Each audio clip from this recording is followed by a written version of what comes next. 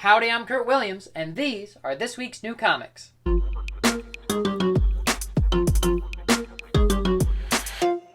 Remember last week when I said that I was going to have more time to make review videos this week? Well, it turns out I'm moving to Georgia next month, so I have a lot to do all of a sudden. But I really want to be making review videos. I'm going to make as many as I can while I'm doing my other stuff, so stay tuned for those because I don't want to just do these videos. Anyway, let's get into what I bought. First up, we got issue 2 of Ultimate Spider-Man by Hickman and Checchetto. The first issue did not impress me as much as it did other people, I think. Probably because I've just got really high expectations for the character and these creators. I haven't read it yet, but I paged through issue 2 and I think that I'm gonna like it more than issue 1. It looks like the first issue was mostly setup and it didn't have a lot of cool stuff going on. It was just getting us used to the world, and in issue 2 is where we're gonna start to really see Spider-Man being Spider-Man. And these things are selling like grandma's famous hotcakes or something. I basically had to race people to get this. So make sure you get your copy because it looks pretty good. Next up is Rise of the Powers of X issue 2 by Kieron, Gillen, and R.B. Silva. This is another big budget comic from Marvel that I'm just not super impressed by. They're really failing to capture the gravity of House of X, Powers of X with these like almost parallel titles, Rise of the Powers of X and Fall of the House of X. They're supposed to be bookends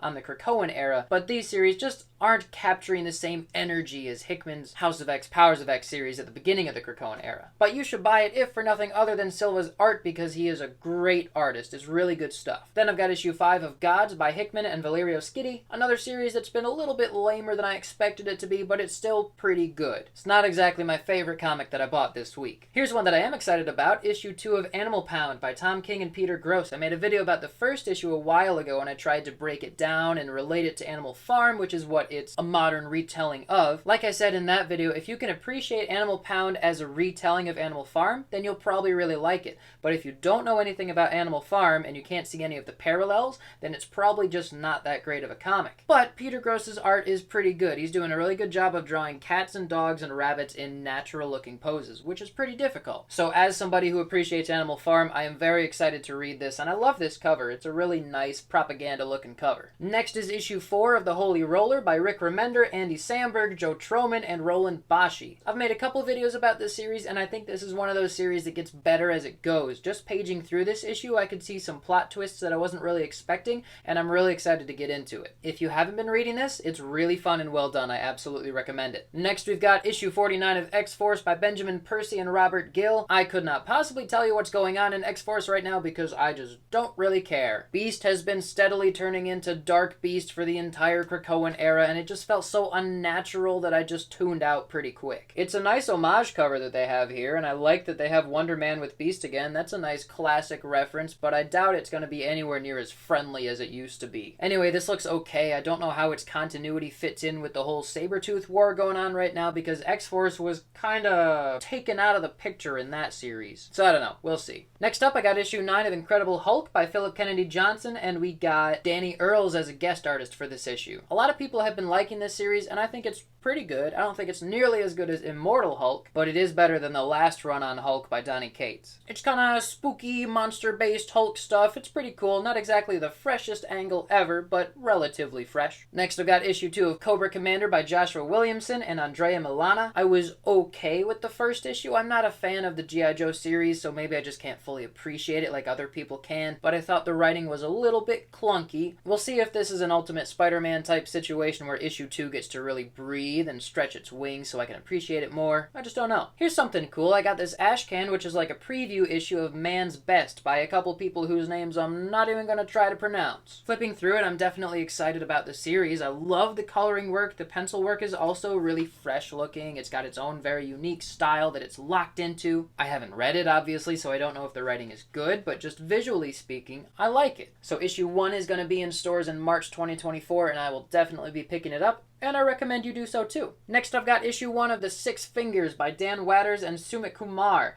I don't know anything about this. I'm not really a big fan of horror comics, but paging through it looks pretty well done. I like the coloring work, I like the composition, the layouts are nice, it looks fresh, but it's also easy to understand. It's thick, there's a lot of pages here, so it looks like they really wanted to take their time telling the story and setting the stage, which I can appreciate. But it was still only $4, so it's a great value. I probably recommend it. We'll see what I think about it. Issue 2 of Hellblazer Dead in America is here. That's by Cy Spurrier, and we've got Aaron Campbell on the art still. I liked issue 1 quite a bit. I made a separate video about that one. Go ahead and watch that when you got the time. I'm not a big fan of DC in general, but I like the Vertigo stuff like Sandman and the Swamp Thing and John Constantine, and I've been enjoying this series for sure. It's funny and spooky and really interesting to look at, so I definitely recommend it. Next, I've got issue 4 of Lotus Land by Darcy Van Polgeest and Ciao Felipe.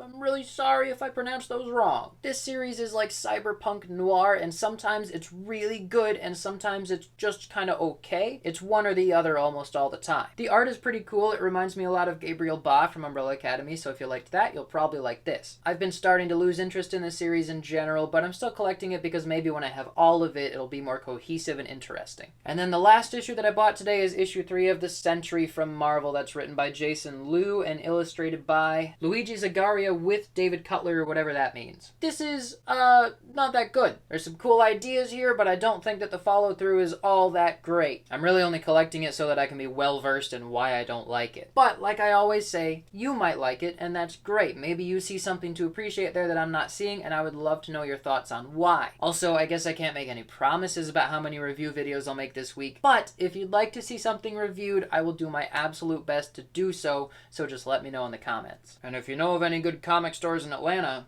that's where I'm going. Did you read any of these comics already? What do you think?